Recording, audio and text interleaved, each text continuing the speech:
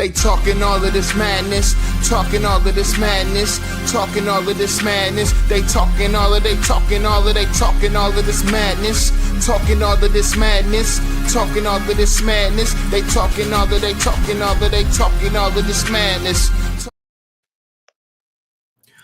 What's up, everybody? You are watching, you are listening to the Matt Madness Network live on YouTube. I'm your host, Alo and Lloyd. Clap it up, clap it up. Yes, thank you.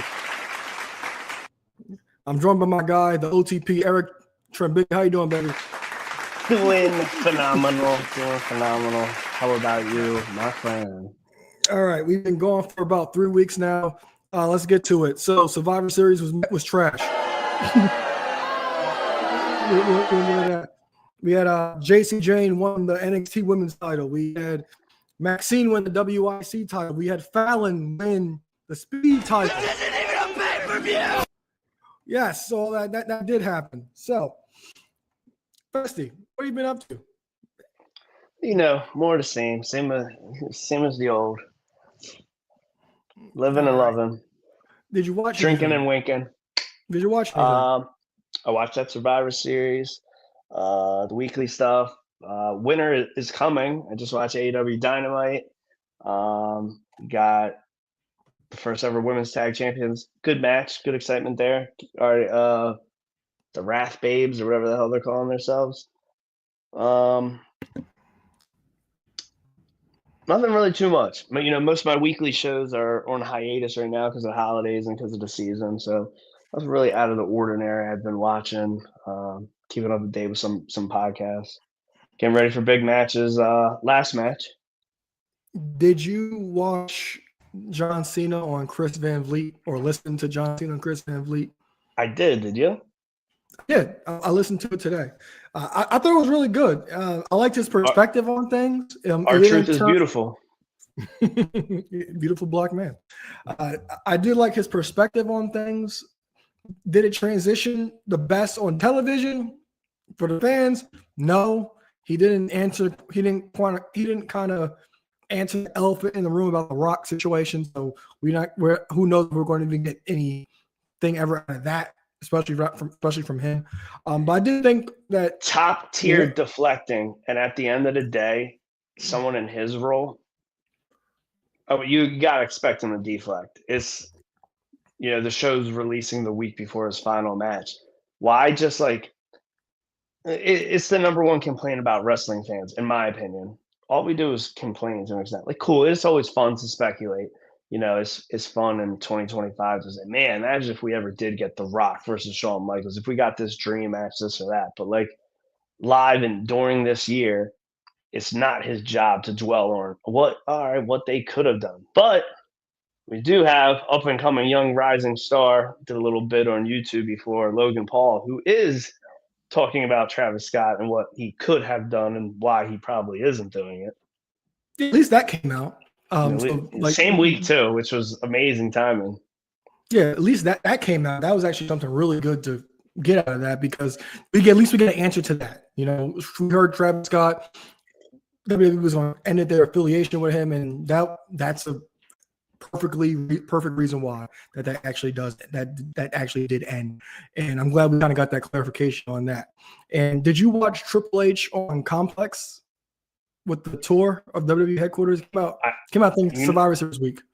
Yes, obviously with the clip that there was going to be him talking about that championship wall in his office, I had my attention. The length of the episode could have been talked about just in that room around that wall, but that's me being me. Yeah, I did pop for the oval block logo I see that he had in the office. I really did pop for that. It was great to see because like we haven't really gotten a real look at the new WWE headquarters since they moved from Titan Tower. Couldn't believe that his European title wasn't in there, but whatever. I know, it was the coveted one. Maybe because I have it, but that could be the main reason. But yeah, I thought it was really good, really interesting to see. So you don't really get behind the scenes from that. And it was good to see JLP appreciate the WWE headquarters. So I did watch that. Now, there's something I really want to talk about. You can kind of just like sit back. It's nothing you did or anything, but I just got to. I got to do this because. All right, so Eagles.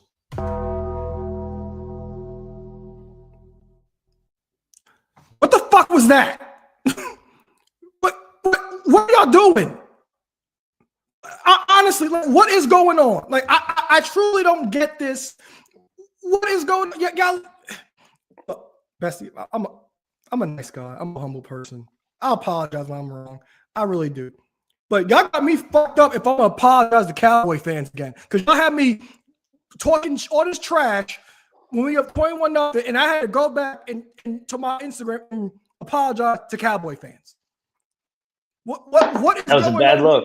What humbly did. What is this offense? Why are you so predictable? Why is the offensive line getting pushed back to Saquon before Saquon even gets a yard?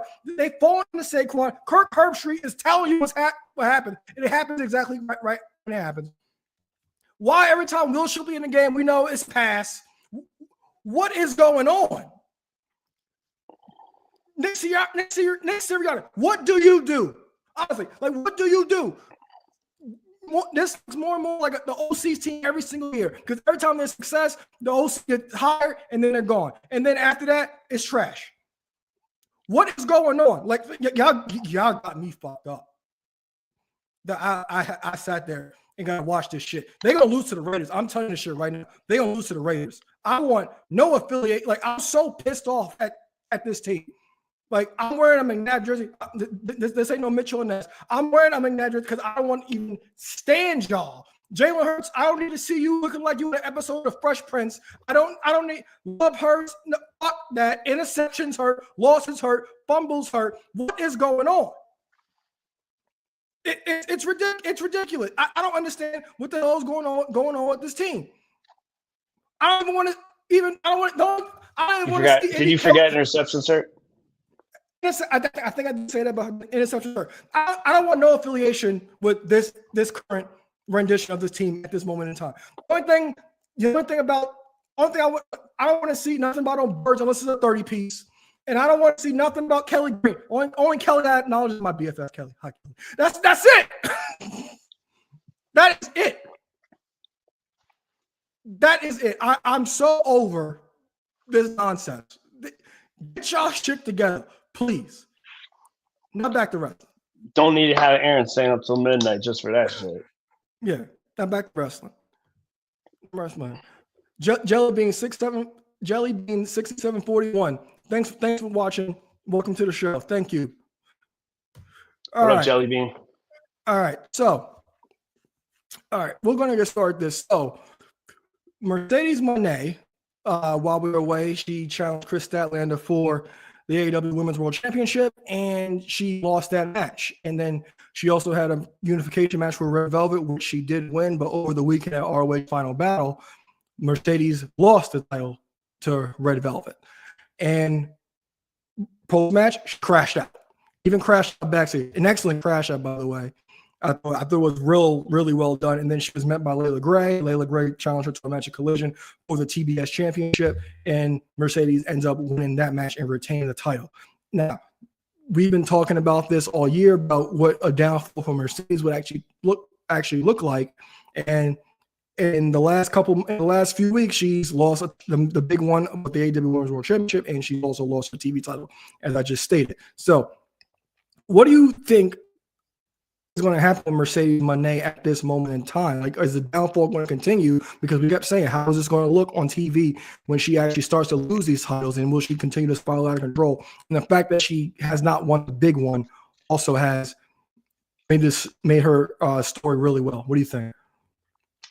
Man, so it seems like the writing's on the wall that this is going to be where she's going to start dropping the belts, maybe go to a lot of these smaller promotions and do some favors. I wanted to kind of mention this like a week or two ago on the show where, 13 belts, Moné, with, obviously the Ring of Honor TV title being the 13th belt.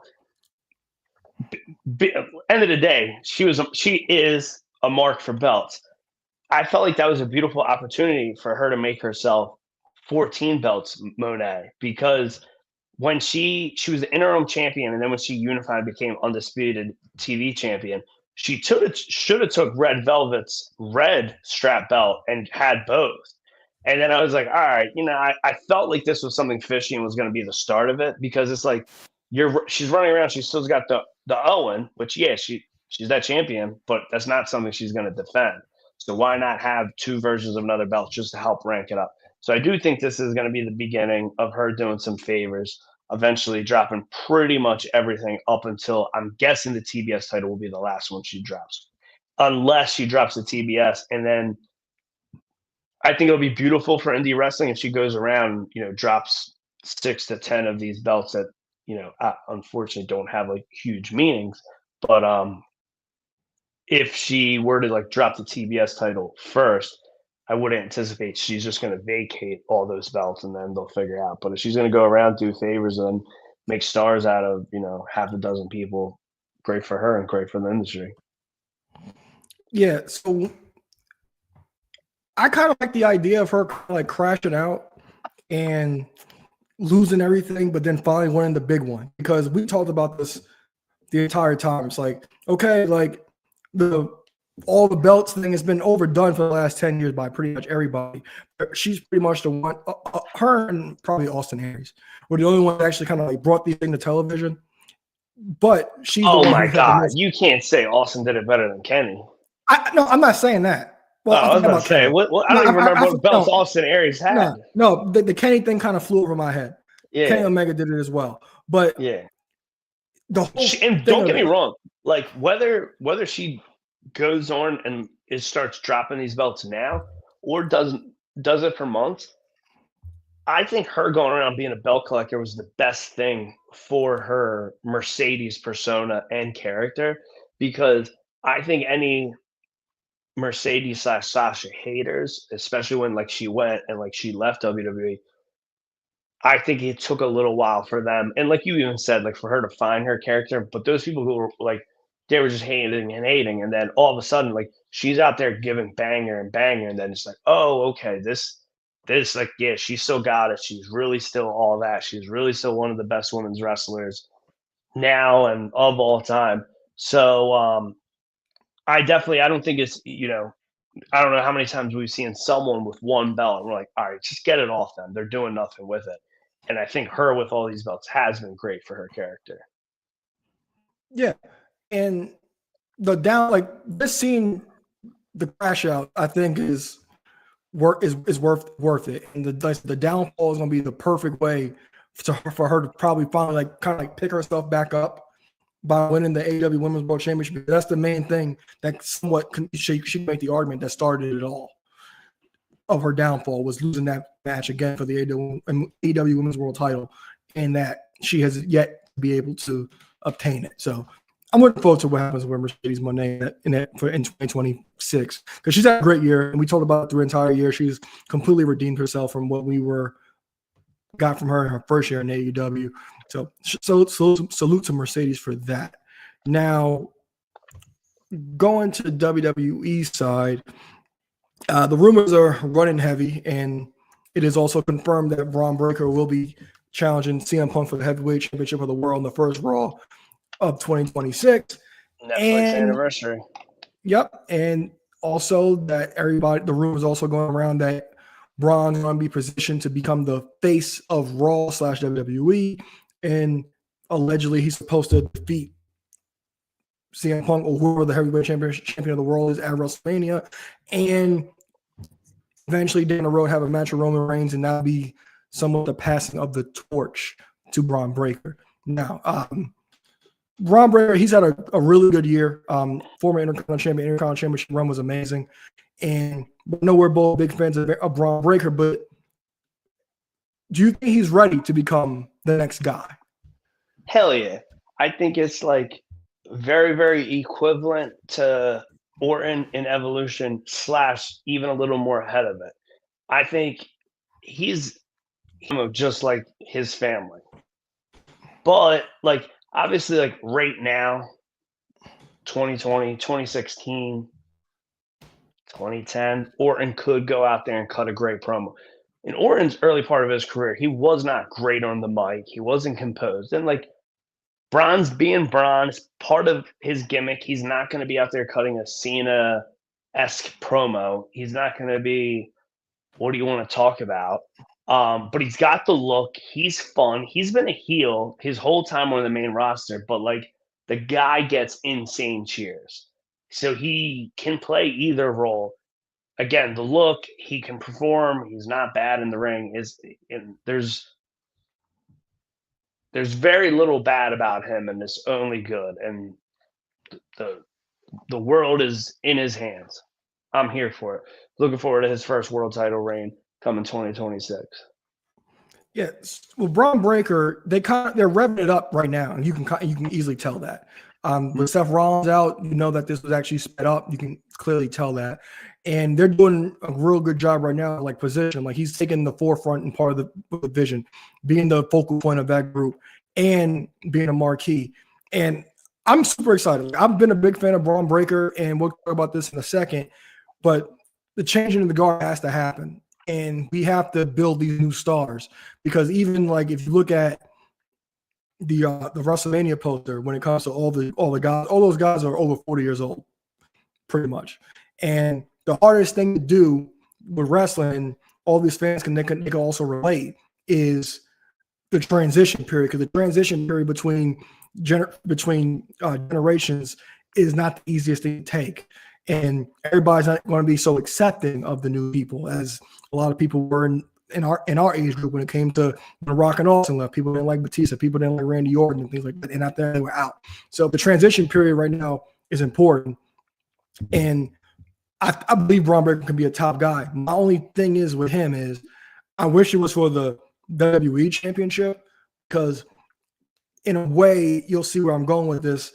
The heavyweight championship of the world kind of feels secondary, and I don't think it'll go into super intercontinental title territory like it did in the early 2010s. But I think if you're going to give it to Braun Breaker, you got to strap the rocket to his back, and you got to give him everything he actually needs to succeed. Because I really do think that he can be the next big thing in WWE. So I don't know when, and I think it was like rumored to happen months ago, but like if they were going to do a draft and shake it up and then go move those world titles to SmackDown, and like they want to keep them on Raw, I could see that happening. But I think overall for the past year or two, they've done a decent job of making both championships seem important.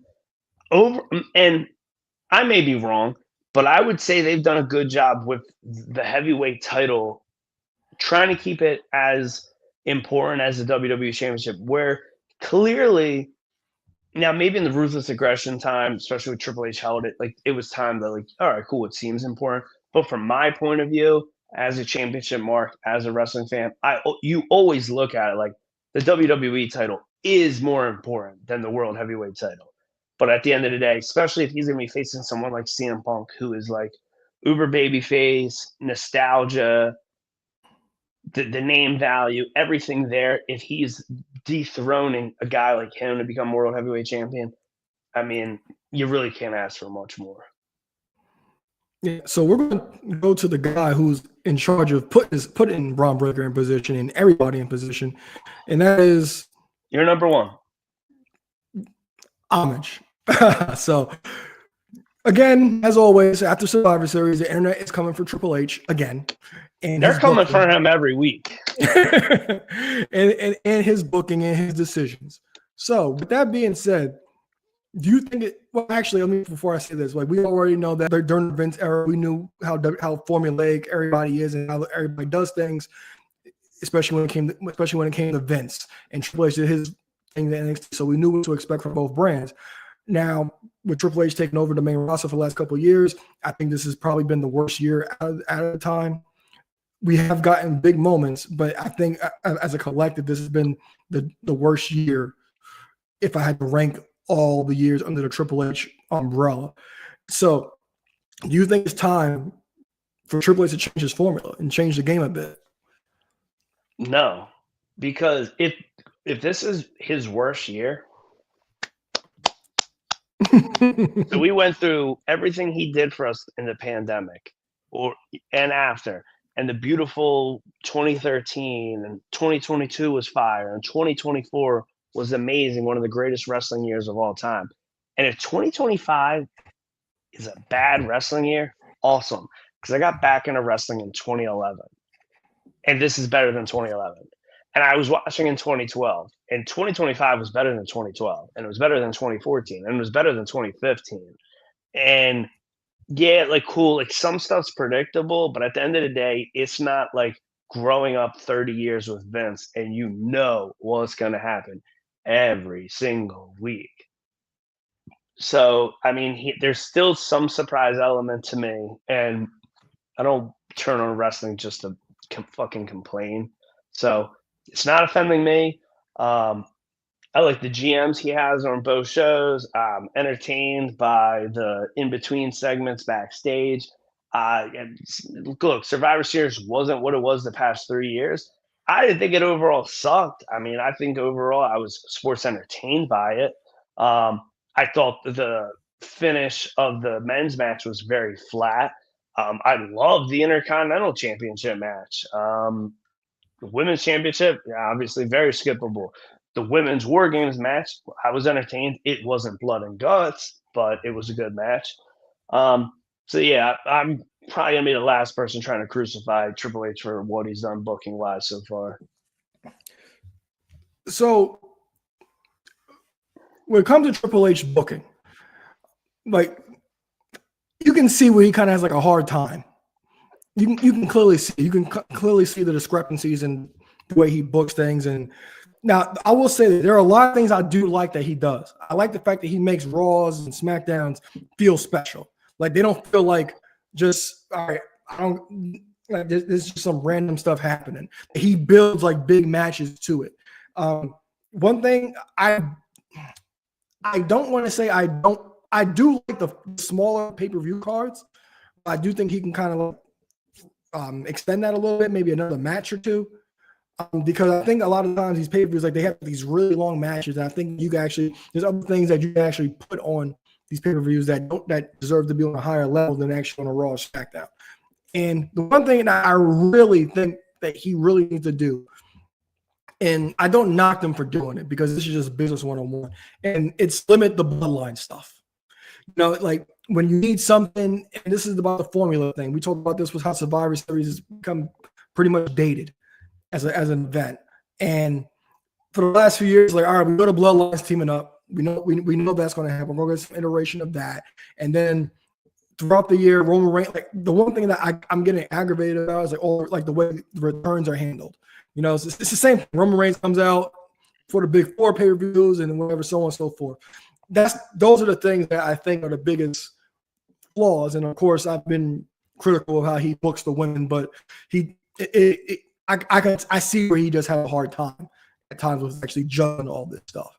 But I do like the fact that like I said, I've also said that some things like some people are underexposed. He's not overexposing anybody. He's underexposing a lot of people. I do think that as well, because I do think a lot of things deserve a little bit more time than he actually does. But I do like the fact that people backstage, like if you don't see them actually outside in the ring, cutting a promo or things like that, you do see some kind of backstage sitting with them with that. And that might be the only thing you get for a week or two, but then it's going to build to something else, and they'll build to that pay-per-view, to that Raw and SmackDown. Yeah. So there's definitely people that are getting dropped and lost in the shuffle and the mix of things.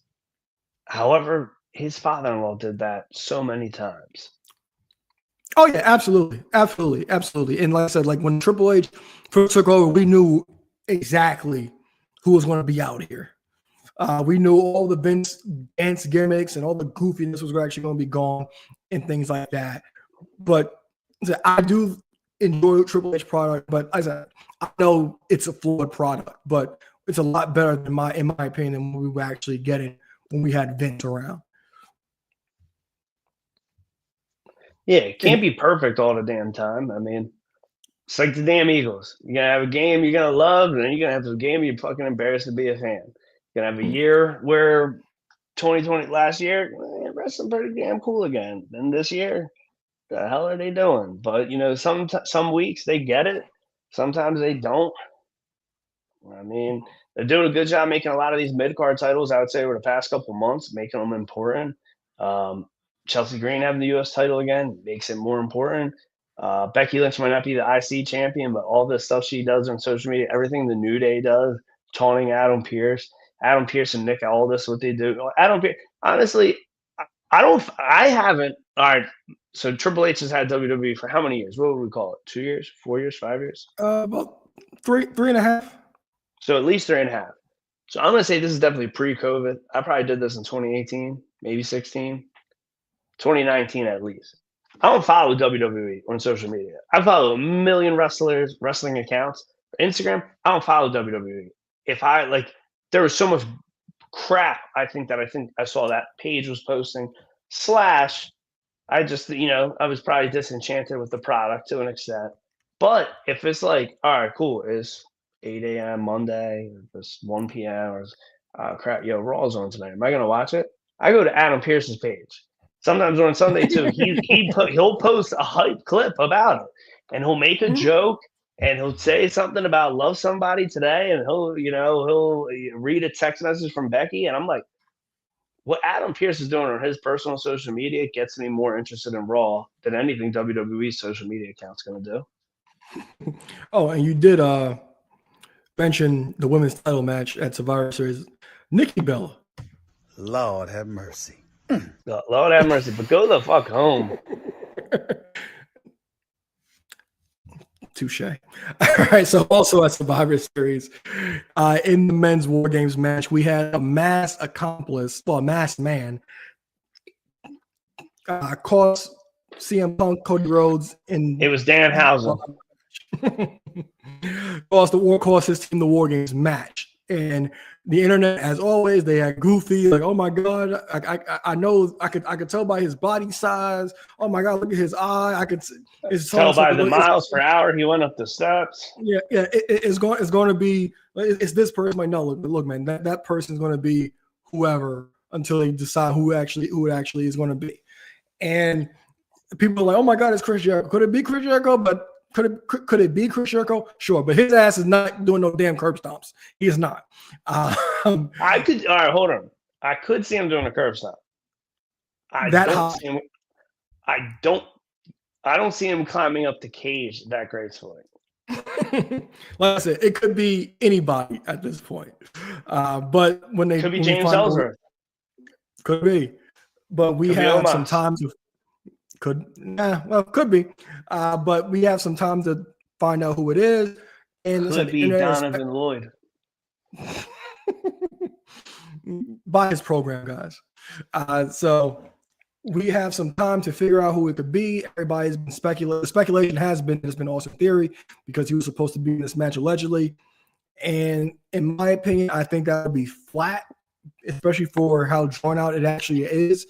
This is kind when he comes back, he's got to be a babyface. So it's a fuck up if it is him. So the fact that we're waiting, it has to be a big deal. Because I think if you just sit there and say after a month or so, it's Theory that's really going to fall flat. So I think it has to be like a really big deal, a debuting superstar or a top name or somebody who's about to take the next level. And we've heard speculation like. Some people threw out Ricky Saints, Montez Ford, and Chris Jericho, for example, as I just stated. So who do you think it actually is and who do you want to be? I'm going to sound like a hater. And I'll tell you what, because of his personal account, during injury, I've never liked Austin Theory. Doesn't move the needle for me. Doesn't. Like, good-looking guy, whatever, but someone like, it's all right, cool. Maybe it's just easy to heel. Like, all right, cool. It's easy to boo. I want to see him come back as a babyface. And I think it's just obviously due to the rumors. I don't want it to be the obvious dangling carrot.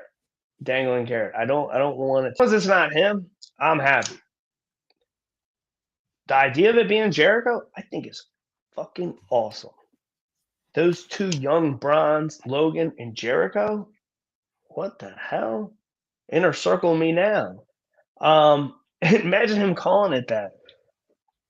Like, oh, this vision is my inner circle, and they appreciate Jericho. There's so much good stuff they could do with it, and like you said, whether it's actually him or not, they could wait till that first Raw in January, and say, boom, it's Jericho, because it could be whoever. I didn't the night of Survivor Series when it happened during the post show, hour after the post show, the next morning. I didn't think of Montez, but then I started seeing his name more and more and more and more. That's like number one, 1A, 1B, or top number two. Like that's who I wanted. Like I think it would be awesome. We've been wanting a singles run from him for I don't know how long. 2021 Day one ish. Elimination Chamber. He did what was it? Elimination Chamber in 21 or 22. He had It was that. 22. He had that in the U.S. title match. Yeah, I mean, they went nuts for him, and then obviously they've been teasing the profits breaking up, and we haven't got that. I think that would be awesome, and I think it'd be a real good look for it. Just like the aesthetic of that, like Bronson's big ass, Braun Breaker is a monster, Logan as everything he is in the background, and then Montez there. I mean, it's a cool looking group. I like that a lot. What say you? I don't think it's Jericho. See, if it's Jericho, Jericho can't align with the vision because I think Chris Jericho coming back will overshadow what they're doing with Braun. So I don't think if this is going to be his like finish up, why would we not make him a face? Like obviously he's always been arguably better as a heel in WWE, but I think his finale, like he's going to get cheered. Whether it's going to be almost Cody-esque. Like Jericho is just getting booed nonstop in AEW, but that's not going to matter. Once he comes back, he's going to get cheered. Once he comes home. Yeah. No. Now, what if it is Danhausen? I'm turning the TV off. But if it is Jericho, it does make sense because you could reignite that thing with Punk. Like we kept talking about if Chris Jericho does come back, or quote unquote retirement tour thing would be. And Punk is one of the guys that left in WWE that is actually one of his biggest rivals. But I don't think it's Jericho. Montez Ford, if it was him, I think that's pointless as well because you're essentially putting him back somewhat into a group when he's leaving a tag team. I think Montez Ford can kind of shine by himself. And now the other popular opinion is Ricky Saints. Another young guy, another person who could be a big star in this company, but he's also somebody that I don't think that actually needs to be in that group either. Even though it's with a bunch of young upstarts, I don't think he needs a mouthpiece. We know he doesn't need that at all. Like who really does need to be in the group per se? So, for example, like Bron and Bronson in the group, I can buy that. Like Bron, he's improved on the mic, yes. Bronson Reed doesn't really necessarily talk that much. So, like, those two I could actually see together. Well, but I'm not talking about the guys that are already in it. I'm just saying, like, who could be added? Like, who would benefit from being added to this? Yeah, I don't think Montez really would. Like, now, granted, he could benefit from the shine of being with the group. But me personally, I just don't think being away from a tag team, like he needs to be like a legit solo by himself. Speaking of solo, it's a bad comparison, but like the MFTs, like it's 5 guys, but like you're not really thinking like, all right, you don't really think of any of them as a tag team because when they were part of the bloodline, like originally. Tama Tonga won the tag belt with Jacob Fatu, and Jacob gifted it to Tonga Loa when he came back. So then they were a tag team. They dropped it. Tama Tonga has been teasing that he's going to be, challenging like for the U.S. title. Solo's obviously always been the front man. Tama Tonga is doing stuff. So everyone's like by themselves. So like if Montez went, like obviously I thought like, if there was Seth was the world champion, and I thought they had a beautiful chance for, give the Brons the tag titles. They kind of had matching gear for a little bit, but due to Seth's injury, obviously everything's out the window. But I think you could get Montez in this, and it could just be a bunch of single stars. Or I only like the idea of like Bronson and Logan tagging. Like put 2 guys that have like, it would benefit them to be doing something. And they're not, it's not like they're going back to a tag team. You don't think of either of them as a tag team guy. And obviously we haven't seen Braun Breaker as a tag guy, like on the main roster, but like he had his stint in NXT. So it's like, we don't really need him per se to be doing any tag work. Yeah, especially with Seth hurt. Yeah, I'm stumped. I really am, because like I said, I have like, it's probably one of these guys I named, but I've kind of talked myself out of it being any of those guys, because I don't think any of them are actually kind of like really necessarily like benefits any of them. But if I had to give a guess, my guess would be it'll eventually be Jericho, because he's the big name that actually fits in with those guys that were in the War Games match and things like that. So if I had to guess, put money on it, my bet would be Chris Jericho. Well, so that's your bet, but who would you want it to be? I don't really necessarily have one, because like I said, like all the guys that it could be, I don't want them there. So I don't really have an answer for that. But is there anyone you want that? So there's no one you want there. You wish nobody came in. No, I don't. I thought that match was entirely flat, and I didn't think it really needed anybody, but it gives a level of intrigue. I'd argue it could be theory. If Bron could have just kept stomping on Punk, or could have like got that spear and won without that, I think that was better for everyone. You got fucking Brock Lesnar on your team, and you needed a 6-man. Now, let me say this: it probably is theory. And, you know, try to like, that sucks. That sucks. That's what I'm saying. That's what I'm saying. In theory, no pun intended. Theory with Vince guy. Come on, Trip. What you doing? Maybe Trip. Maybe you do suck. Go back to NXT. Send Sean up. He'll book. The fuck. Yeah. Sean Wallman wouldn't book this. Because Bron is cooking in NXT. All right. I mean? So, all right. Also, at Survivor Series, you told about how much you love the IC title match. And in that match, we had the return of Liv Morgan. She helped Dominic regain the IC championship and made her return to the Judgment Day as well. And Liz Pat pointed out on Raw, well, last week on Raw, she interacted with Stephanie Vaquera saying she's coming for the title. But then this past week on Raw, Raquel, she inserted herself, and now she's going after the title. And Liv said, "I know." And now her and Roxy are a team. So, what are your thoughts on Liv Morgan returning? Liv Morgan returning, fire. Love her. Has my entire heart. She has my entire heart. But and with that, because Liv Morgan hands down was the MVP of 2024 for WWE. So now that she's back, Judgment Day was always a big topic of discussion on this show between me and you. It's for the past year. The screen says Judgment Day's plans revealed. What you just said, describing what happened on Raw. I don't think that's long-term plan. I think Stephanie's won the women's title. She's, besides Nikki, I think she's defended against maybe one other person. So she's got like 2 people she's beat. Raquel's about to be a fall girl. Raquel's about to look strong and take a L. And then Liv's going to go back and be the challenger. Liv's going to win the belt from her. So Liv and Roxy, they're going to do this little thing. Either I look at it like they're not winning the tag belts. They're going to tease this for a minute, and then Raquel's going to be back in this spot, or the group's going to explode.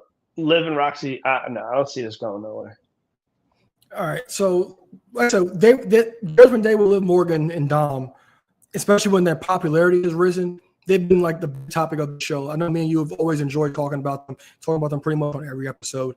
And I'm not sure what used to, I know I had Liv Morgan winning the Royal Rumble match.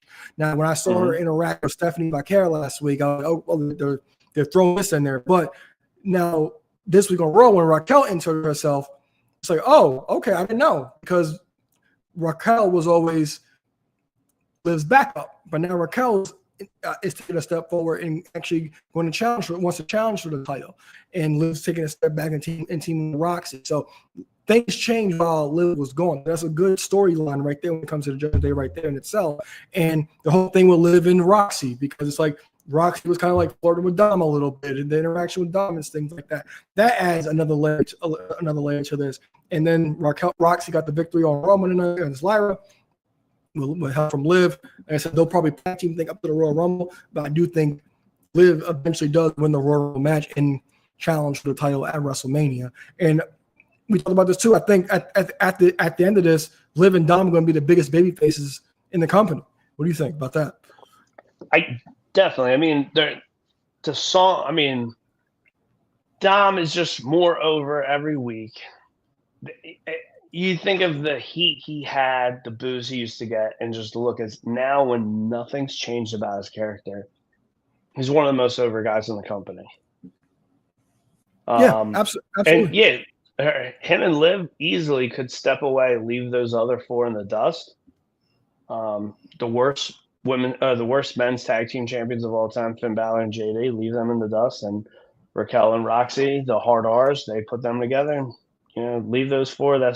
They're the judgmental day, and Liv and Dom go on to be Mr. and Mrs. First President. All right, Bessie. So you a wild boy in your and now forever. In your wild day, at least. Which way you going? Live. without hesitation. I'm going Rhea before Roxy, but Roxy, I respect your game. All I'll say is Survivor Series. And of course, that entrance could have rewrote history. And of course, the infamous follow that Liv Morgan used to do on Instagram. Is she still following you or no? Nah, man. So when the podcast started, when Matt Madness Wrestling podcast started, she followed me for like the first 2 years of the pod. I'll be completely honest. I never said on the show. I did tell her I was going to give her Jordans, but I think that's all. You didn't come through, babe. All right, so we have we had John Cena's last match at Saturday Night Main Event this Saturday. The rumor is going around that allegedly he's opening the show for Gunther. Allegedly, yeah. That's what I've seen, but we'll see. Family closes. You see that with a grain of salt. So we're going to start here. John Cena's final match. So the final time we'll be talking about a John Cena match. 15 moves of decency. John Cena and Gunther. Now, we talked about the tournament. Rumors were running wild that Gunther would be the guy for months. Now, do you think Gunther was the right guy for this? Yes and no. I'm not mad that it's him. And I get it. Gunther is, by all means, he's main event marquee. So it's like I was a big mark for the idea of like the IC title being on the line. And if it wasn't going to be somebody young, upstart that hasn't done anything, like cool, still make it important. But then like, all right, what are you going to do? Make Gunther demote him after a 2-time world champion to make him IC champion again? I don't know. I mean, he's already made, so I would argue that's the biggest complaint. And like Cena faced all his big time rivals. So like, does Orton need to beat him? Does Punk need to beat him? Like, who's active? Like, it's not like it's Shawn versus Flair. This isn't Baron Corbin, but this is like Gunther's not going to be Baron Corbin retiring Angle, with all due respect. So it's a cool feather in Gunther's hat. He'll be able to say at the end of 25, he won the world title. He was world champion 2 different times during the year, and he defeated two greats. One of the greatest WWE champions of all time and one of the greatest WCW champions of all time. I mean, that's a feather in the cap. Say all the bad things you want about WWE booking in 2025, but Gunther, you could say at the end of the day, was booked like a rock star. He may have lost a match or two, but he'll retire 2 greats, and he was world champion twice during that year. You started exactly where I was going to go. He's already a made guy. Now, unless you make this guy bigger, then fine, but he's already pretty much established. He was the longest reigning IC champion, former heavyweight champion of the world. But his end is not in the near future. Not sorry to cut you off. Yeah. So he was promoting the match on First Take. Great clip when he found out that Goldberg was Stephen A's favorite wrestler, which I did pop for. But I thought that this could be reserved for somebody. Is that this week? Or What? this is over the summer? What about Gunther on for About ESPN? Stephen That was A. today. That was today. Oh, Well, okay. Stephen A. has always said that, but Gunther Yeah, I know. today. I seen that on his reps Studio. more. I think he always leaves him as like number 4, or like he's like I think when he does the list, he saves him for last. Yeah, Gunther Goldberg's always number 1. He's been 100% with that one. But Gunther is already like a made guy already. Now, unless you want to make a bigger guy, then fine. Because like the way I thought this could have been reserved for the guy that's going to be like your next top guy who's yet to somewhat establish himself completely. Like, this would have been perfect for Bron Breakker, in my opinion. Bron, For sure. Because if you're pushing Bron Breakker to the moon, getting him ready for that heavyweight championship match against Punk, you have him retire John Cena. He can get that feather under his cap. So I thought Bron Breakker would be a perfect example for this. Now, I think the match would be really good. I think we're going to get everything we got left for John Cena. John Cena even talked about that on Chris Van Vliet show about how he can't keep up, but he gives everything he had, especially when it came to that match with Cody at SummerSlam. So, like, you have to think that expectations for Gunther after this are going to be higher than the moon, because this is the hell of a feather to have. He's about to kill Superman. And he also talked about that in his promo. He's, I'm going to do the one thing that you haven't done. I'm going to make you give up. So that's also something that we can actually like sink our teeth into. Like, well, John Cena actually give up. You know, he might pass out. We might get Super Cena. But at the end of the day, how is Gunther going to prevail in this match? Because I'm 100% sure that Gunther's winning this match. Almost Vince-esque, but like obviously, you know, wrestling always rewrites history. So Jericho, Angle, and the artist formerly known as Chris Benoit have all made Angle tap out, or Cena tap out. My apologies. So like Gunther's like, all right, like I'm gonna forget that. Like that doesn't matter. That didn't happen. That was a lifetime ago. So he's like, yo, you've never given up. I don't like the idea of seeing it happen. Like, there's the meme, like, yeah, is Gunther going to be the 4th person? I think it's a horrible way to go out. All right, sure, maybe in the choke. I think he's got to go to sleep. If he's not getting pinned, he needs to go to sleep. Yeah, I think if I had to pick how to match man, I think he's going to sleep. Because at the end of the day, sure, do the favors on your way out, but yo, you just sold 5,700 million thousand never give up t-shirts this year in 43 different colors, and then you just give up. Yeah, I don't think he gives up. I think he passes out. Now I think that we're going to get the whole drop of the hand thing, and it's like he's gonna power up or whatever. But I do. Is he going to Terry? Yes, I do think he's going to Hulk up. But I do think inevitably that he is going to pass out, and that's how his career ends, because he didn't give up. And that's the whole slogan for him. So I'm going with Gunther to win this match, and I'm assuming that you're going the same. Yeah, Walter's going to get that W. Yeah. Now, will this hold a candle to Sting's last match is the question. Will this hold a candle to what? Oh, Sting's? Sting, yeah. I need the pomp and circumstance. We're gonna get it. Wait, I don't want Wash t-shirt. I don't want Washington Wizards colored t-shirt. I want a fucking jersey. I mean, I don't want these ALP sneakers. I don't even know what they are. You suicidal creep. Cena, you gotta stop wearing them bad. I want some pumps, some J's. You want to leave pumps in the ring? I want him to leave pumps in the ring, but or sneakers, whatever. I love the funny meme. You know, he's got to leave his jorts in the ring.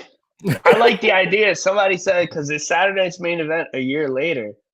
Cena last year, or Cody last year, came out with the winged eagle.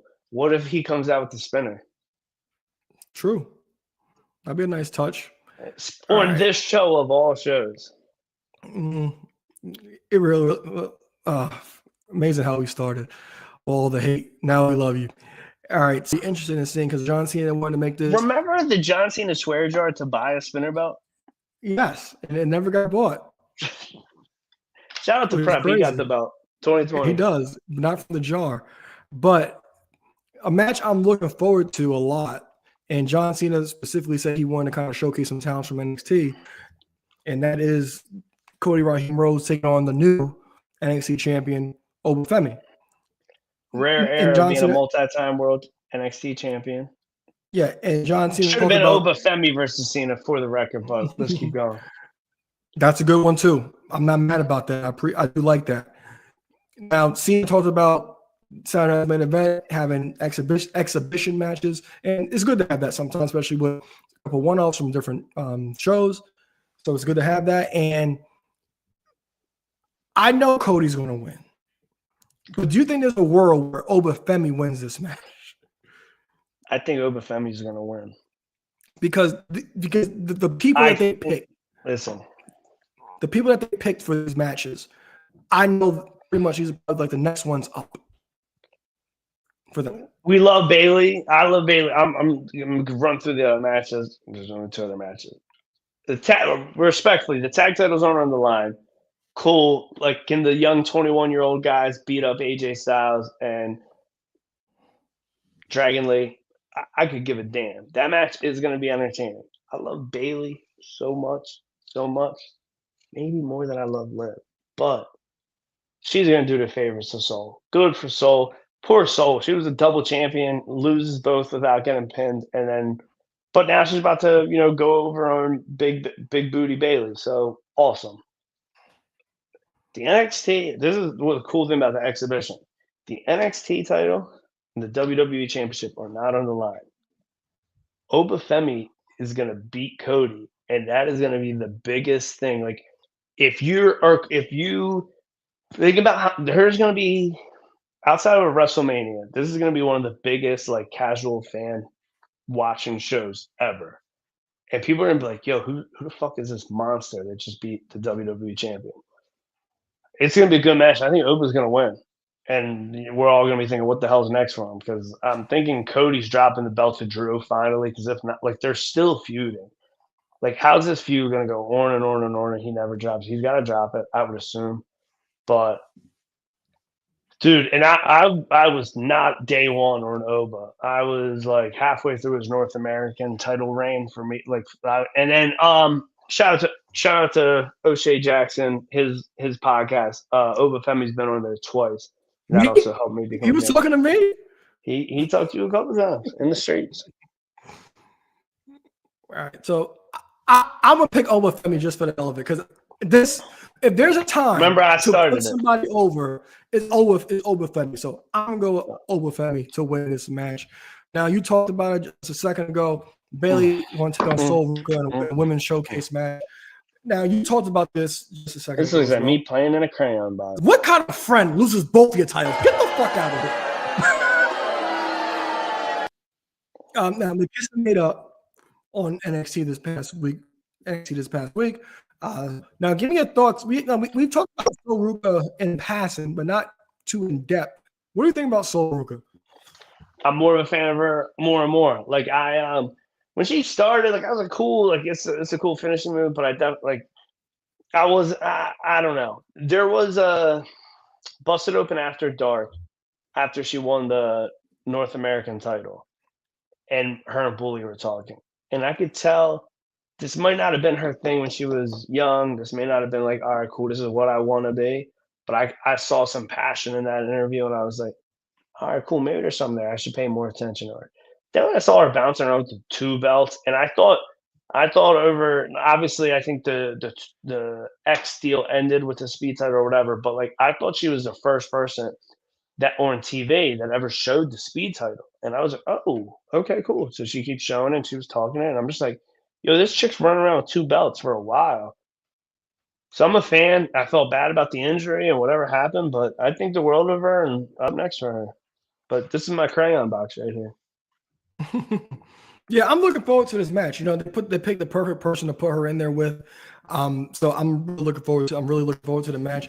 Now, Soul Ruka, like I said, like I watch NXT. I think it's the best TV show in wrestling right now at the moment. So listen, I've watched her her steady climb as a competitor. Like we talked about the match she had with Kalani Jordan last year at one of the NXT events. We kept talking about it, how really good it was. She's taken off now.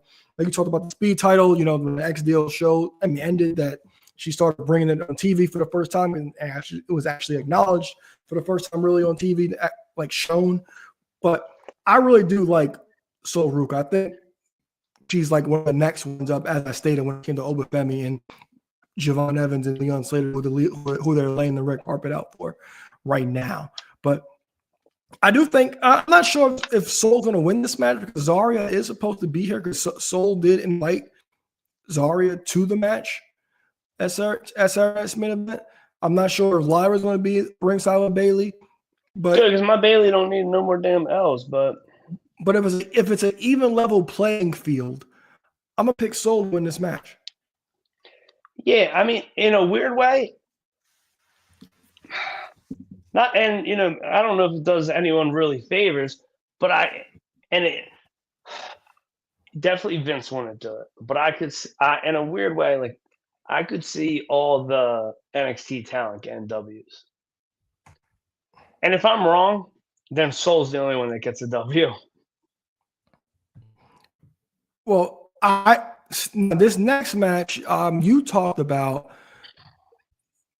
it was announced as a tag team match, but as of today, WWE on their website is advertising this as for the tag team championship. Now, All right, then I would assume AJ Lee retains. So this is something that I got my eye on, because WWE, they are laying up the red carpet for Leon Slater. They're giving him the Joe Hendry treatment at this point. Two young NXT stars, him and Javon Evans has been on SmackDown. It's one thing for someone to hold an NXT and a TNA title, but somebody hold a TNA and a WWE title? Yes. So this is something that I'm really interested about, because as you know, WWE, they're really high on Javon Evans. He would compete in the last Times Now tournament. Even prior, he's been on SmackDown a few times. Now, Leon Slater, this is pretty much his first taste in prime time. And we all know that, I'm not sure if you saw a Slammiversary that he had that interaction with AJ Styles, and always talked about how he looked up to him and watched him as a kid in the X division. So this is something I've got my eye on, and I can easily see a scenario where Javon and Leon win the tag team titles here. If this is for the tag team titles, because everybody's website has to now advertise it for that. I'm always here for a title change, and AJ Lee as a tag team don't do much for me. So, yeah, I thought it was an odd pairing originally. So when they won it, I was like, "Oh, really?" I don't like to know. There's no formal breakup of LWO. I don't know what's going on with them. It doesn't look like Ray has their entrance music no more. Dragon Lee was part of that, and then the actual tag team that was in the group, they just disappeared. I mean, rough for them. Feel bad for them, but yeah, I couldn't care less about AJ Lee. Give the two young 21-year-olds the tag straps. Yeah, and also to add to my Triple H tidbit from earlier, tag team wrestling all across the board has been shit. Sorry to say it. Look, you tried just touting that the NXT is the greatest wrestling weekly show.